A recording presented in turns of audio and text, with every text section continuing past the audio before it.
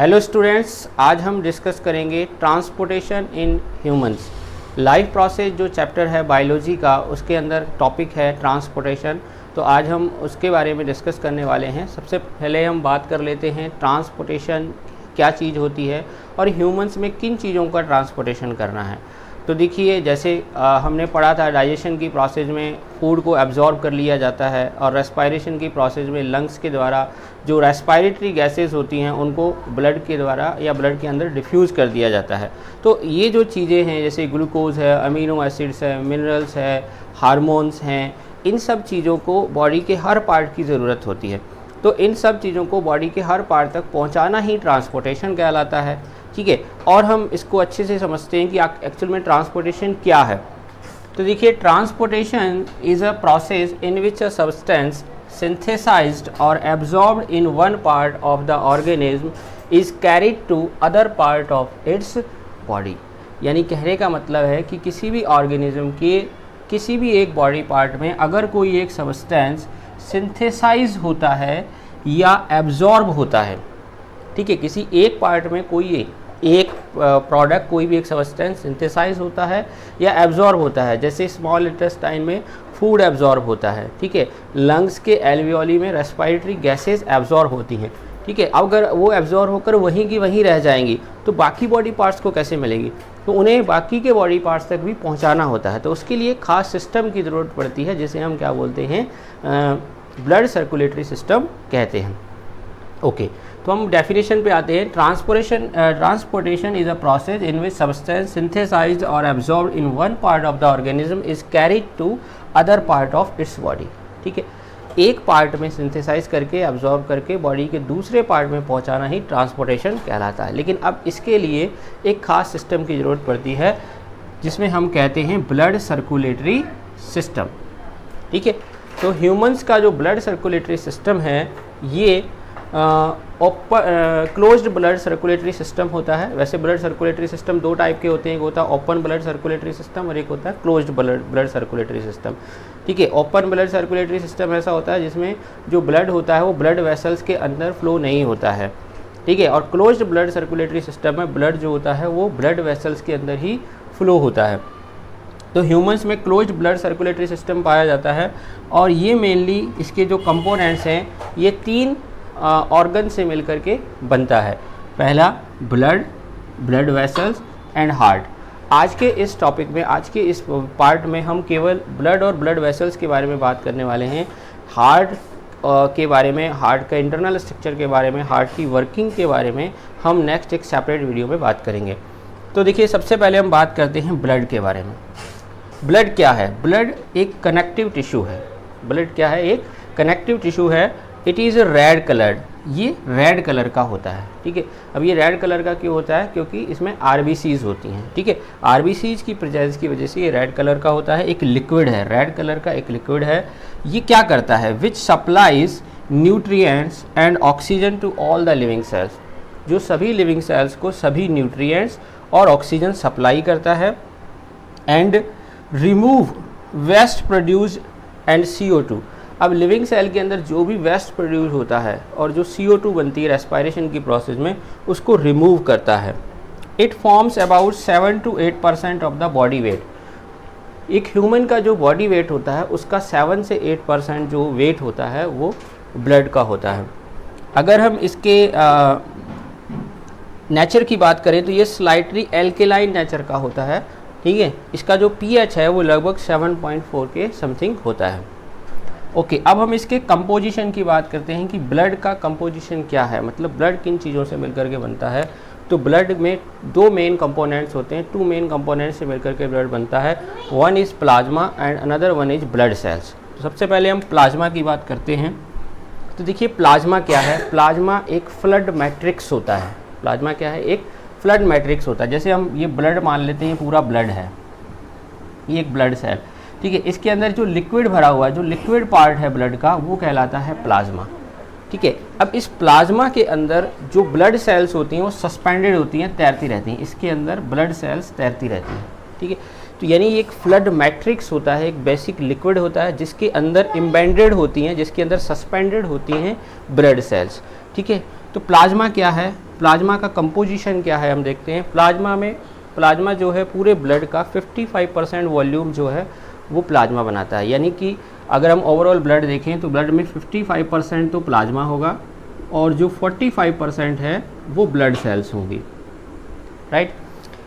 इसके अलावा ब्लड का अगर हम कंपोजिशन देखें तो ब्लड क्या है, ब्लड में वाटर है, 90 से 92% इसमें वाटर होता है। इसके अलावा इसमें इनऑर्गेनिक साल्ट होते हैं 1 से 2% तक, प्रोटीन्स होते हैं इसके अंदर 7 से 8% तक। इसके अलावा इसमें और भी बहुत सारे सब्सटेंसेस होते हैं जैसे कि glucose, amino acids, lipids, vitamins, enzymes, hormones और इसके अलावा बहुत सारे वेस्ट मटेरियल भी होते हैं। तो आप ये चाहें तो ये सब पोज करके आप नोट डाउन कर सकते हैं। ब्लड कार्पल्स या ब्लड सेल्स ये मेनली 3 टाइप की होती हैं और सबसे पहली होती है आरबीसीज या erythrocytes. RBCs means red blood cells, ठीक है। ये रेड कलर की होती हैं due to the presence of haemoglobin. यानी कि आरबीसीज का जो रेड कलर होता है वो किसकी वजह से होता है, हीमोग्लोबिन की प्रेजेंस की वजह से होता है, ठीक है। ये क्या काम करती हैं, कैरी ऑक्सीजन, यानी कि ऑक्सीजन का ट्रांसपोर्टेशन करने में हेल्प करती हैं। एक्चुअल में क्या होता है कि जब लंग्स के द्वारा ऑक्सीजन को रिफ्यूज़ कर दिया जाता है ब्लड के अंदर, तो ब्लड में आरबीसीज के अंदर जो हीमोग्लोबिन होता है, तो ऑक्सीजन जो होती है वो हीमोग्लोबिन के साथ रिएक्शन करके ऑक्सी हीमोग्लोबिन बनाती है और इस फॉर्म में इसको ट्रांसपोर्ट किया जाता है every part of the body तक। अगर हम इसके शेप की बात करें आरबीसीज के, तो ये सर्कुलर होती हैं और बाई कनकेव होती हैं, ठीक है। सर्कुलर और बाई कनकेव शेप की होती हैं। डिवॉइड न्यूक्लियस मीन्स इनमें न्यूक्लियस नहीं होता है और इनकी अगर हम लाइफ स्पैन की बात करें तो अप्रॉक्सीमेट 4 मंथ्स की होती है, यानी कि 115 से 120 डेज तक इनका लाइफ स्पैन होता है, बहुत छोटा लाइफ स्पैन होता है। प्रोड्यूस्ड इन बोन मैरो, और ये बोन मैरो के अंदर प्रोड्यूस होती हैं। नेक्स्ट हम बात करते हैं वाइट ब्लड सेल्स की, जिन्हें हम WBCs या ल्यूकोसाइट भी कहते हैं। इनके अगर हम शेप की बात करें तो ये स्फेरिकल और इरेगुलर शेप की होती हैं, ठीक है। इनमें न्यूक्लियस होता है, जैसा कि आरबीसीज में न्यूक्लियस नहीं होता लेकिन इनमें न्यूक्लियस होता है।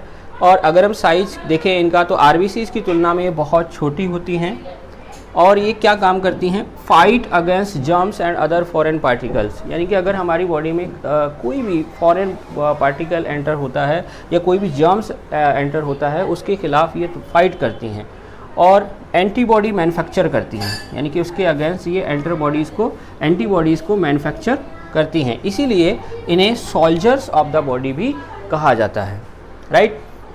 थर्ड हैं प्लेटलेट्स। प्लेटलेट्स क्या हैं, डू नॉट हैव न्यूक्लियाई, इनमें भी न्यूक्लियस नहीं होता।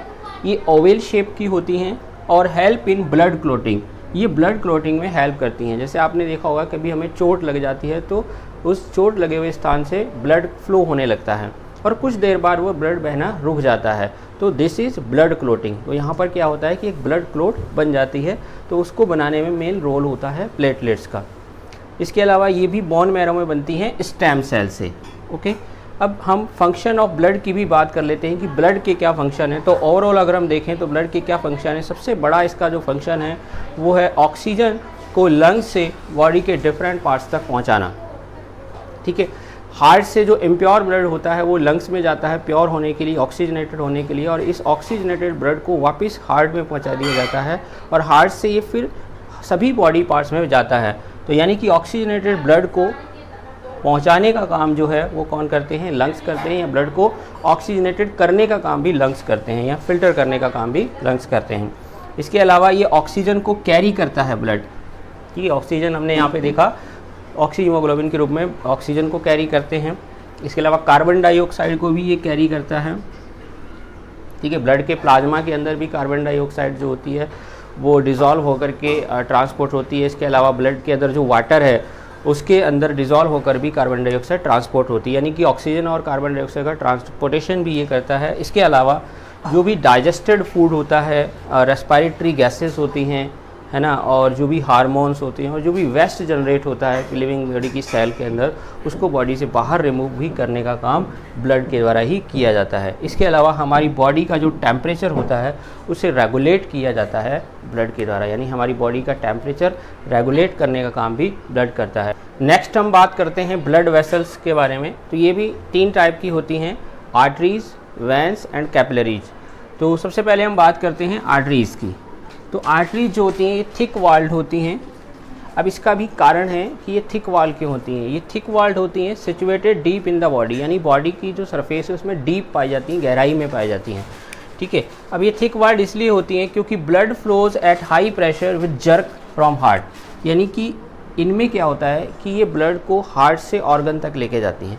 अब जब हार्ट से जो ब्लड फ्लो होता है वो हाई प्रेशर के साथ आर्टरीज में लीव कर, यानी कि जो हार्ट है वो ब्लड को हाई प्रेशर के साथ और जर्क के साथ आर्टरीज में लीव करता है, आर्टरीज में रिलीज करता है। तो जब हाई प्रेशर को टॉलरेट करने के लिए, ये टॉलरेट कर सकें, इसलिए इनकी जो वॉल है वो थिक होती है, मोटी होती है। अदरवाइज़ क्या होगा कि ये बस्ट हो जाएंगी और ब्लड जो है उसका फ्लो, ये जो ब्लड है वो लीक हो जाएगा, है ना।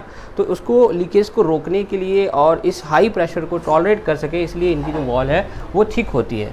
तो अगर आपसे पूछा जाए कि क्यों आर्टरीज की वॉल थिक होती हैं, तो दिस इज़ द रीज़न, क्योंकि हार्ट से जो ब्लड है वो हाई प्रेशर के साथ रिलीज होता है ऑर्गन्स के लिए आर्टरीज के थ्रू। ओके, इसके अलावा ये ऑक्सीजनेटेड ब्लड को कैरी करती हैं। ठीक है, ऑक्सीजनेटेड ब्लड, जैसे लंग्स से ऑक्सीजनेटेड ब्लड को हार्ट में लाया जाता है, हार्ट के लेफ़्ट पार्ट में, और लेफ़्ट पार्ट से ब्लड को जो है वो हार्ट के थ्रू रिलीज़ किया जाता है आर्टरीज के थ्रू ऑर्गन्स में। तो ये हमेशा इनमें जो है ऑक्सीजनेटेड ब्लड फ्लो होता है। केवल इसमें एक एक्सेप्शन है, पल्मोनरी आर्टरीज। जो पल्मोनरी आर्टरीज होती हैं इनमें डीऑक्सीजनेटेड ब्लड फ्लो होता है। ठीक है, इनका ल्यूमेन जो होता है वो नैरो होता है। ल्यूमेन मीन्स क्या है, देखिए जैसे मान लीजिए ये आर्टरी है, ठीक है, तो अगर हम इसको इस तरह से देखें तो ये जो बीच का जो एरिया है, ये जो पूरा सरफेस एरिया है, दैट इज़ ल्यूमेन। तो इनका क्या होता है, नैरो होता है। इनमें वाल्व्स प्रेजेंट नहीं होते हैं। ठीक है, इनमें वाल्व नहीं पाए जाते हैं। ओके, नेक्स्ट है वेन्स। ये थिन वॉल्ड होती हैं, carry blood organs to heart. ये ब्लड को हमेशा ऑर्गन से हार्ट तक लेके आती है, यानी ऑर्गन से ब्लड को कलेक्ट करके ये हार्ट में लेके आती हैं। और इनमें हमेशा डीऑक्सीजनेटेड ब्लड बहता है पल्मोनरी वेंस को छोड़कर। पल्मोनरी वेंस में ऑक्सीजनेटेड ब्लड बहता है। देखिए यहाँ पे कभी कभी आर्टरी और वेन में डिफरेंस भी पूछा जा सकता है, तो बहुत आसानी से आप याद कर सकते हैं। आर्टरी थिक वॉल्ड होती है, वेंस थिन वॉल्ड होती हैं। ये डीपली सिचुएटेड होती हैं, ये अपर सरफेस पे प्रेजेंट होती है बॉडी की, यानी आपको ऊपर ही दिख जाती है। आप देखते हैं आपको जो जिनको नसें हमें जो दिखाई देती है बॉडी के ऊपर, दैट आर वेंस। ठीक है, इनमें ऑक्सीजनेटेड ब्लड फ्लो होता है, इनमें डीऑक्सीजनेटेड ब्लड फ्लो होता है। ठीक है, इनका ल्यूमेन जो होता है वो नैरो होता है, इनका ल्यूमेन जो होता है वो वाइड होता है। इनमें वाल्व्स प्रेजेंट नहीं होते, इनमें वाल्व प्रेजेंट होते हैं to prevent back flow of blood, यानी ब्लड के बैक फ्लो को रोकने के लिए इनमें वाल्व्स पाए जाते हैं। Okay, third one is capillaries. Capillaries क्या होती हैं, तो देखो क्या होता है कि जो ब्लड का जो मेनली हर टिश्यू या सेल तक ब्लड को पहुंचाया जाता है वो कैपिलरीज के थ्रू ही पहुंचाया जाता है। जो आर्टरीज़ हैं, जैसे ये आर्टरीज़ हैं, तो आर्टरीज़ क्या करती हैं, आगे जाकर ब्रांच्ड हो जाती हैं इस प्रकार से बहुत फाइन ब्रांचेज में ये कन्वर्ट हो जाती हैं। तो ये जो फाइन ब्रांचेज हैं इनको हम आर्ट्रियोल्स कहते हैं। इनको क्या कहते हैं, आर्ट्रियोल्स। तो ये आर्ट्रियोल्स जो होती हैं वो फर्दर डिवाइड हो जाती हैं, और यहाँ पर जो वेन्स है और वेन्स भी जो है वो फर्दर डिवाइड हो जाती है। तो ये आर्ट्रियोल्स में डिवाइड होती हैं, और यहाँ पर जाकर इनका जंक्शन पॉइंट होता है जो, यानी जहाँ पर आर्टरीज जो होती हैं वेन्स आपस में कनेक्ट होती हैं, उन्हें हम क्या बोलते हैं, कैपिलरीज बोलते हैं। यानी कि हम ये कह सकते हैं कि capillaries are the thin branches, thin network of, fine network of, बहुत ही पतली पतली ट्यूब्स का एक नेटवर्क होता है। ठीक है, बहुत ही पतली ट्यूब्स का एक नेटवर्क होता है, जिनको हम क्या बोलते हैं, कैपिलरीज बोलते हैं। इनकी थिन वॉल होती है, ये एक्सट्रीमली नैरो ट्यूब्स होती हैं, और आर्टरीज को ये वेन से कनेक्ट करती हैं। देखिए आर्टरीज आर्ट्रियोल्स में डिवाइड होती हैं, फर्दर यहाँ पर ब्रांच्ड हो जाती हैं, और आगे जाकर ये यहाँ से ये वेन्स में जाकर ओपन होती हैं। ठीक है, यानी ब्लड को ये वेन्स में जाती हैं। अब ये जो कैपिलरीज है, इसी के थ्रू, जैसे मान के चलिए यहाँ पर कोई सेल है, ठीक है, अब इन कैपिलरीज में क्या है, फूड है। ठीक है, जो डाइजेस्टेड फूड जो एब्जॉर्ब किया गया था, तो उस फूड को यहाँ पर रिलीज कर दिया जाता है इसके अंदर। इसी आर्टरीज के थ्रू जो है वो ऑक्सीजन भी इस सेल को लाकर दी जाती है। अब क्या होता है, देखो इस सेल के अंदर फूड भी है, ऑक्सीजन भी है, तो ऑक्सीजन की प्रेजेंस में फूड जो होगा वो फर्दर ब्रेक डाउन होगा, यानी रेस्पायरेशन की प्रोसेस होगी, और रेस्पायरेशन की प्रोसेस में क्या बनता है, कार्बन डाइऑक्साइड। तो यहाँ पर क्या बनेगा, कार्बन डाइऑक्साइड। तो उस कार्बन डाइऑक्साइड को वापस रिलीज कर दिया जाता है इन्हें कैपिलरीज में, यानी वेंस के अंदर। तो वेंस में क्या हो गया, अब ये डीऑक्सीजनेटेड ब्लड हो गया। इधर से ब्लड कैसा आया था, ऑक्सीजन वाला, ऑक्सीजनेटेड। अब कार्बन डाइऑक्साइड इसमें आ गया तो कैसा हो गया, डीऑक्सीजनेटेड ब्लड हो गया। अब वेंस के थ्रू इस ब्लड को वापस कहाँ लेके जाया जाएगा, हार्ट में। हार्ट के थ्रू लंग्स में जाएगा ऑक्सीजनेटेड होने के लिए। तो इस प्रकार से जो ऑक्सीजन और फूड का एक्सचेंज होता है वो कैपिलरीज के थ्रू ही हर पर्टिकुलर सेल के अंदर होता है। तो आज हमने ब्लड और ब्लड वेसल्स के बारे में बात की है। नेक्स्ट पार्ट में हम हार्ट, इसके इंटरनल स्ट्रक्चर और वर्किंग के बारे में डिस्कस करेंगे। तो मिलते हैं नेक्स्ट पार्ट में। Thank you very much.